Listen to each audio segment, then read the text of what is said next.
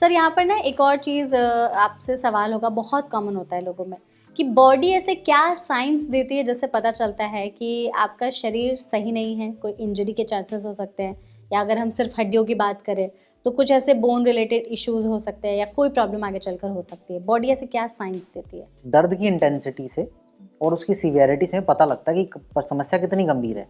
कम दर्द है तो कम प्रॉब्लम है, ज़्यादा दर्द तो ज़्यादा प्रॉब्लम है। तो दर्द एक सिम्टम है, हम क्या कर रहे हैं, उस सिम्टम को दबा रहे हैं। कैसे? पेन किलर लेके तुरंत। हाँ, थोड़ा सा भी दर्द हुआ तुरंत एक तुरंत ले लें, तो हम किल कर रहे हैं पेन को।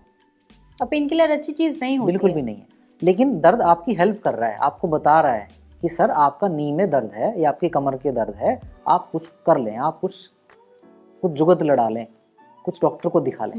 लेकिन हम उस पेन के पीछे पड़े हैं, दवाइयाँ देते जा रहे हैं, बाम लगाते जा रहे हैं, मल्लम लगाते जा रहे हैं।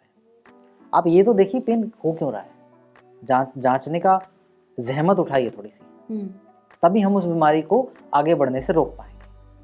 थोड़ा दर्द है, कभी कभी हो रहा है, कम प्रॉब्लम है, ठीक है, आपको बता दिया कि आप थोड़ा एक्सरसाइज कर लीजिए, डॉक्टर बता देगा उठने बैठने में तरीकों में ख्याल रख लीजिए, ठीक हो जाएगा। ज़्यादा दर्द है, कंटिन्यूस दर्द है, सीरियस प्रॉब्लम है। रेडनेस से, स्वेलिंग से, प्रोडक्टिविटी लॉस, मतलब उठ गए आप, उठते ही सुबह चक्कर आने लगे, हेडेक होने लग गया, सर्वाइकल हो सकता है, ऑक्सीपिटल न्यूरैल्जिया हो सकता है।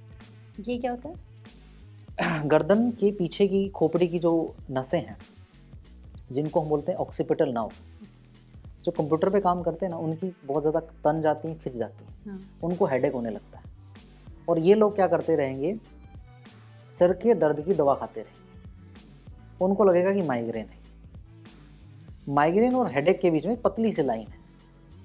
आजकल जितने भी लोगों को सर का दर्द है वो सर्वाइकोजेनिक है, यानी गर्दन की वजह से हो रहा है। अच्छा। 85% लोगों को, 15% लोगों को एक्चुअल माइग्रेन है। और कैसे डिफरेंशिएट करेंगे हम लोग पेन के हिसाब से कि माइग्रेन का पेन है या हेडेक है?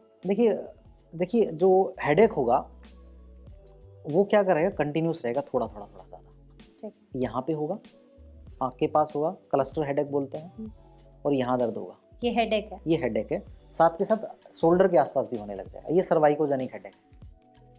सर्वाइकोजेनिक मतलब सर्वाइकल की वजह से। ऐसा लगेगा कि आपके सर के ऊपर पत्थर रखा कंटिन्यूस, ऐसा लगेगा किसी ने रस्सी से बांध रखा है, किसी ने टेप लगा रखी है, ऐसा लगेगा किसी ने आँख के बोल के पीछे कोई थंब से आँख की बोल को निकालने की कोशिश कर रहा है। ये बहुत दर्द हो रहा है, ये सब सर्वाइकोजेनिक है। माइग्रेन, हेडेक होगा, वोमिटिंग आएगी, डिजीनेस होगी, वोमिटिंग आने के बाद खत्म हो गया, माइग्रेन है। मेंस्ट्रुअल साइकिल के पास आ रहा है, माइग्रेन है। स्ट्रेस से डेवलप हो रहा है, माइग्रेन है। ओके। आपने एसिडिटी हुई, सर में दर्द हो गया, माइग्रेन है। मतलब खाने से भी रिलेटेड है? हाँ, माइग्रेन के कई सारे ट्रिगर फैक्टर होते हैं। हाँ।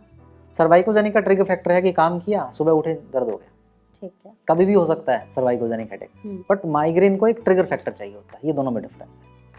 लेकिन आप सीधा यही है कि 85% लोगों को आजकल सर्वाइकोजेनिक है और सिर्फ 15% लोगों को माइग्रेन की प्रॉब्लम। तो अगर किसी को ये प्रॉब्लम है, हमारी वीडियो देख रहे हैं, कैसे ठीक करें? सर्वाइकल को ठीक करना जरूरी है। सर्वाइकोजेनिक हेडेक वाला सबसे पहले आप क्या करें, तकिया हटा दीजिए, अपना फ्लैट ले लीजिए, मोबाइल कंप्यूटर है थोड़ा ऊपर करके करिए, राइट, हल्का हल्का कंधे की एक्सरसाइज करिए, वॉक करिए, लटकना स्टार्ट करिए। गर्दन का दर्द, सर्वाइकल दर्द ठीक है, हेडेक ठीक है। और ऐसा भी है कुछ, जैसे कि जो लोग बैठ करके काम कर रहे लगातार, तो थोड़े ब्रेक्स लेकर के एक वॉक कर ले, ऐसा कुछ? हाँ, ऑफ कोर्स ब्रेक तो 45 मिनट्स का बनता ही है। आप कोई भी काम कर रहे हैं, चाहे आप गृहिणी क्यों ना हो, ब्रेक लीजिए। अब इंजीनियर हैं, ब्रेक लीजिए। आप ऑफिसर हैं, ब्रेक लीजिए। कुछ भी है, 45 मिनट्स का डेडिकेटेड ब्रेक बनता है, ब्रेक लीजिए। और पानी पीना बनता है। पानी बहुत कम पीते हैं। अगर जैसे मैंने आपको बोला पानी, तब आपको प्यास लगी है, आपको रूटीन में प्यास नहीं लग रही है, पानी की कमी हो गई है सबको, तो पानी की याद दिलाई जाती है, तब पानी पीते हैं। लोग तो आजकल ऐप डाउनलोड करके रखे थे, ऐप याद दिलाते हैं कि आप पानी पीने का टाइम हो गया, पानी पी लो। ठीक है, कमिंग बैक, माइग्रेन की पेन के लिए क्या करें? माइग्रेन की पेन के लिए एक तो पहले डायग्नोस करा लीजिए माइग्रेन का पेन क्या है। कई बार सीरियस पैथोलॉजी होती है ब्रेन के अंदर, किसी तरीके का ट्यूमर है, किसी तरीके का लीजन है, तो एक बार न्यूरोलॉजिस्ट से मिलना बड़ा जरूरी है। अच्छा। माइग्रेन को डिफरेंशिएट करने के लिए, माइग्रेन का कोज जानने के लिए। ठीक है। माइग्रेन का इलाज है माइग्रेन के ट्रिगर फैक्टर को कम करना। फॉर एग्जाम्पल, एसिडिटी से इंड्यूस होता है, चाय छोड़ दीजिए, दूध छोड़ दीजिए, दही लस्सी खाइए, एसिडिटी नहीं बनेगी। माइग्रेन नहीं होगा। स्ट्रेस है, आपका टेंशन रहती है, एंग्जाइटी रहती है, साइकोलॉजिस्ट से कंसल्टेशन लीजिए। दिमाग के अंदर जो नेगेटिव फोल्डर बना रखे हैं, साइकोलॉजिस्ट ट्रेंड होते हैं, डिलीट कर देंगे सारे, प्रायोरिटी रखेंगे आपकी चीज़। अगर आपकी किसी तरह की पर्सनल प्रॉब्लम है, साइकोलॉजिस्ट से बात कर लीजिए। खाना टाइम से खाइए, अगर ग्लूकोज बॉडी में कम रहेगा तब भी माइग्रेन ट्रिगर करेगा, ठीक है। सोने का तरीके में बदलाव लाइए, प्रोकास्टिनेशन मत करिए, मतलब चीज़ों को टालते रहते हैं, टाल मटोल, आज नहीं कल, कल नहीं परसों, वो भी दिमाग में इकट्ठा हो जाता है, वो भी ट्रिगर कर सकते हैं। तो ये सब चीज़ों से करके बचा जा सकता है। बिल्कुल। तो हेडेक और माइग्रेन में जो आपने छोटी सी लाइन जो है रहती है, उसके बारे में सर ने काफ़ी अच्छे तरीके से बताया कि एक्चुअल में हेडेक का पेन कैसे होता है, माइग्रेन का पेन कैसे होता है और उसको हम कैसे कम कर सकते हैं। सर इसमें एक और चीज़ है, जैसे हम लोग बात कर रहे थे अभी कि ड्राइवर्स की बात कर रहे थे, तो ड्राइवर्स का जो मतलब होता है कि जो लोग लॉन्ग ड्राइव पे मान लो चले जाते हैं या जिनकी जॉब ही है, तो उनके साथ होता है कि कई जगहों पर उनके पेन होने लगता है। बैक में पेन हो रहा है, कमर में पेन हो रहा है, लोअर हिप में पेन हो रहा है, पैर में भी पेन हो रहा है, क्योंकि कॉन्स्टेंटली हाथ भी ऐसे हमारा स्ट्रेच्ड है। इसके साथ ही बाइकर्स के साथ भी ये है, आजकल तो इतनी फैंसी बाइक्स आई हैं कि आप ऐसे करके बैठते हो, पीछे आप किसी को बैठा लो तो उसका भी पॉस्चर बन जाएगा, तो उन लोगों का तो पॉस्चर एकदम पूरी तरह से बिगड़ जाता है, पेन उनको वैसे ही रहता है। तो उनके लिए क्या टिप्स और एडवाइस देना चाहेंगे आप? कोई भी बाइक बुरी नहीं है, आजकल सब एरोडायनेमिक बाइक बना रखी है, सब कुछ एस्थेटिक बाइक है। प्रॉब्लम क्या है कि आपने पूरा दिन गेम खेला, सुबह उठे आपने गेम खेला और 5 बजे शाम हो गई, आपने क्या करा, वहाँ से उठे आप थोड़ा टेढ़ी वाली, आप जिस पे लीन करते हो, बाइक चलाना स्टार्ट कर दिया और ये चला के आप चले गए 4-5 घंटे का एक पूरा सफ़र पे। उस केस में आपने स्ट्रेस डाला, गेम खेल के कोई रेस्ट नहीं किया, आपने पूरी स्पाइन कॉम्प्रोमाइज़ करी, वाइब्रेशन से, रोड के वाइब्रेशन से गर्दन में या नस में, कमर में नस दबने का ज़्यादा चांसेस है। उनको ब्रेक लेना चाहिए। उन लोगों को फिजिकल एक्टिव रहना चाहिए, बाइकर को, तो वॉकिंग, एक्सरसाइज, योगा, स्विमिंग करते रहना चाहिए अगर लॉन्ग ट्रिप जाना है तो। प्लस 1.5 घंटे के अंदर ब्रेक लेना चाहिए, हर 1.5 घंटे। 1.5 घंटे। और ड्राइवर्स के साथ जो कार ड्राइव कर रहे हैं, ड्राइवर के साथ ये है कि जो सीट है उनकी बैठ के थोड़ा धस जाती है, ख़राब हो जाती है क्योंकि इतनी ज़्यादा सीटिंग होती है, तो एक बैक रेस्ट लगा लीजिए एक तो, ठीक है, राइट। और ड्राइविंग में बहुत ज़्यादा आगे ऊपर करके या लीन करके नहीं करना चाहिए, 100 डिग्री पे बैठिए, राइट। और जब आप अगर हाईवे पे हो तो अपना हाथ थोड़ा सा, एक हेडरेस्ट होता है, हेडरेस्ट पे आराम से रखिए, उस तरीके से बीच में ब्रेक लीजिए, ठीक है, वैसे ही ब्रेक वाली बात। लीजिए। Okay, correct. तो आई थिंक जितने भी लोग हो, ये सवाल बहुत ज़्यादा रहता है मोस्टली ड्राइवर्स और जितने भी बाइकर्स होते हैं कि पेन कॉन्स्टेंटली उनको होते ही रहता है, तो उनके लिए बहुत अच्छा सोल्यूशन बता दिया है सर आपने, थैंक यू सो मच इसके लिए। सर यहाँ पर बात करते हैं हम, जैसे टेक्नोलॉजी एडवांस हुई है, फ़ोन एक ऐसी चीज़ है जिसके बिना आज लोग जी नहीं पा रहे, सांस लेना भी मुश्किल है लोगों के लिए, सोते उठते खाते पीते इवन टॉयलेट्स में भी लोग फ़ोन का यूज़ करते हैं। तो जैसे फ़ोन का यूज़ होता है, आजकल वेस्टर्न टॉयलेट्स हैं, लोग जाते हैं घंटों तक फ़ोन यूज़ करे जा रहे, 1 घंटे 2 घंटे बैठे हुए उसमें, उससे पॉस्चर तो बिगड़ ही रही है, और क्या क्या चीज़ें ख़राब हो रही हैं, प्लीज़ उसके बारे में बताइए। सबकी आदत है सुबह उठते ही सबसे पहले मोबाइल देखना, बिल्कुल, हम कुछ याद नहीं हुआ, सबसे पहले मोबाइल पे हाथ जाएगा, मोबाइल को लेके हम वॉशरूम चले जाते हैं। डेफिकेशन 3 तरीके से होता है, पहले हम बॉडी में जो अनडाइजेस्टिव फूड है डिस्चार्ज करते हैं 60%। जैसे 60% डिस्चार्ज करेंगे हमारा स्टार्ट हो जाएगा मोबाइल देखना, हम रील देखना स्टार्ट कर देंगे अलग अलग। इसके बाद में 60% के बाद में 30% डिस्चार्ज होता है, फिर 10% डिस्चार्ज होता है। हम रील में इतना ज़्यादा मशगूल हैं, इन्वॉल्व हैं कि जो 30% वाला जो ट्रिगर है दिमाग में डिस्चार्ज करने का वो नहीं आएगा, आपको सीधा 10% वाला आएगा, तो बीच का 30% रह गया undigested food into the stomach, क्योंकि आप प्रेशर जनरेट नहीं कर पा रहे हो, दिमाग इन्वॉल्व है और वो खाना पेट में फिर सड़ रहा है, तो खाना पेट में है। अब वो देखिए, आप ब्रेकफास्ट करेंगे तब स्टार्ट होगा वापस ट्रिगर करना आपको। अब वो लोग हर बार क्या कर रहे हैं, यही करते हैं, बाथरूम में लेके जाएंगे फिर ट्रिगर करेगा, फिर आप वॉशरूम जाएंगे फिर ट्रिगर करेगा, इस तरीके से दिन में 4 से 5 बार जाना स्टार्ट कर देते हैं। अब ये प्रॉब्लम बन गई, इसको बोलते हैं IBS, इरिटेबल बाउल सिंड्रोम। दिन में 4 से 5 बार जाना स्टार्ट कर दिया। और कई लोगों के साथ प्रॉब्लम होती है टॉयलेट्स का भी, अब जैसे कोई फ़ोन लेके नहीं भी जाते हैं तो उनके साथ भी ये प्रॉब्लम रहती है, तो उनको क्या फिर करना चाहिए? ये बेस्ट सवाल तो वैसे गेस्ट्रो का रहेगा, लेकिन आपने पूछा तो मैं बता दूं, मिर्ची वाला खाना मत लें बिल्कुल भी। सुबह और दोपहर को दही का सेवन जरूर कर लें, खाना 60% ही फिल करिए पेट में, ज़्यादा नहीं करिए। 60%? 60%। हमारी प्रॉब्लम ये है कि हम खाना बहुत ज़्यादा खा रहे हैं। जितना हम खाना खा रहे हैं ना 2024 में, एक्टिविटी नहीं जरूरत है ही नहीं खाने की, आपको इतना खाने की जरूरत नहीं है।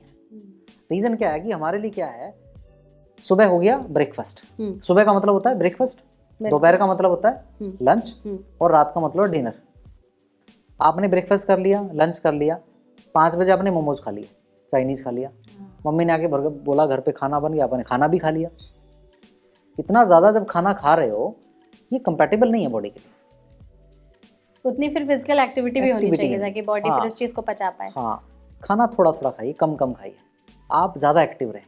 ओके तो सर जैसे अभी हम लोग बात करते हैं खाने की, तो आजकल जिस हिसाब से हमारी लाइफस्टाइल है तो गैस, एसिडिटी, कॉन्स्टिपेशन सब की प्रॉब्लम होती है, तो इसको कायरोप्रैक्टिस से ठीक किया जा सकता है?